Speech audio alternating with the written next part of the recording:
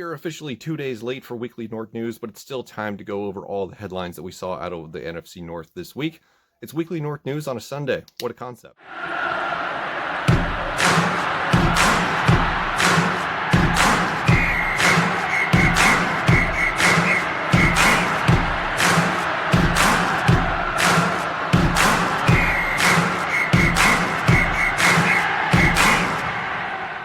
Okay, yes, I know I'm late, but stuff happened, and this is the first opportunity that I've gotten to film a video. So we will get back to the grind with the Vikings videos, the draft videos, and all sorts of good stuff. And we begin today talking about what came out of the NFC North this week, and it's not much. Go figure. But the first headline is going to come from Green Bay, and it looks like Corey Linsley is all but packed his bags and is ready to hit free agency. He did an interview on XM Radio earlier last week, I should say, and he all but made it sound like he was all but done with the Green Bay Packers.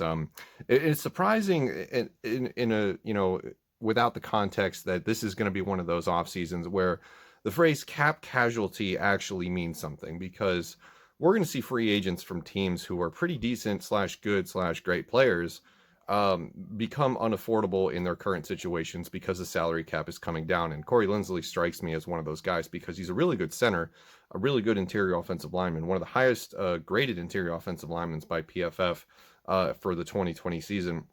And he's been a dependable starter for a number of years for the Green Bay Packers. Now, this doesn't really worry me all that too much if I'm a Packers fan, because you still have Elgton Jenkins, who was, of course, drafted originally out of Ole Miss. I believe it was Ole Miss, if memory serves me correctly, and where he played center, so he could always move over one spot from the guard position, even though he is a quality guard, but one of the best interior offensive linemen to come out of the same draft that friggin' Garrett Bradbury came out of.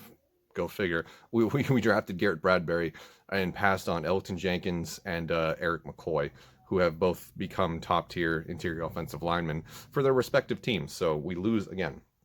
But I don't know if this is going to be, a player that the Vikings are going to be able to go after, just because the bidding might go up too high. I think if any team secures his services this season, it could be the Pittsburgh Steelers, who just had Pouncey retire. So an interesting, not yet released player, but it sounds like it's going to happen coming out of Green Bay this week. So they get the top headline. Second headline goes to the Chicago Bears, because we've got some Russell Wilson fever brewing in Chicago, and some of the players like Cordell Patterson and David Montgomery took to social media to post pictures of them basically thirsting over Russell Wilson, if I could put it that way.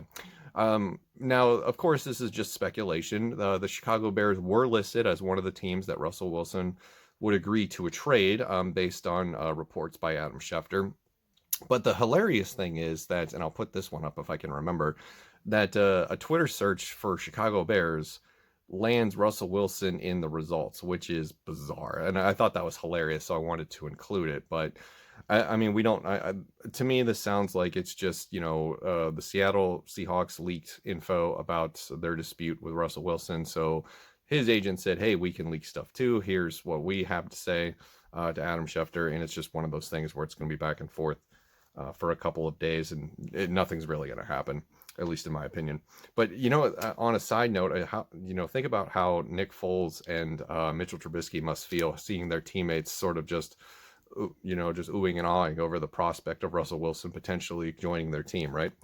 And then for the rest of the NFC North, not much ado about anything, because the Lions and the Vikings have been rather quiet in terms of just roster moves, personnel moves, and just overall news.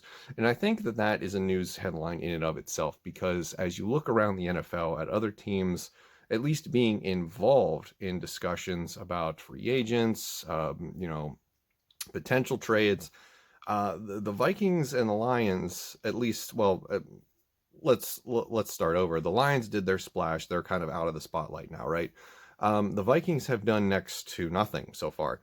We don't even really know what's going to be their motive. What's their interest? What do they plan to do for the next season?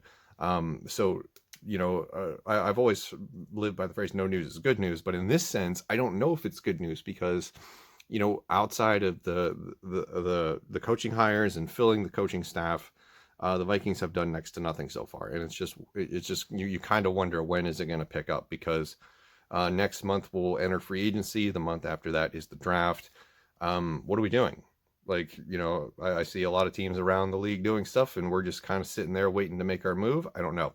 So they have really not telegraphed anything. Nothing. No reports have leaked out, and there's just really nothing to go on for the Vikings so far. And the Lions have been quiet ever since the Matthew Stafford, Jared Goff trade. So that's going to do it for this week. Sorry for being a couple days late, but those are your headlines for the NFC North. I will see you in the next one. Thanks for watching.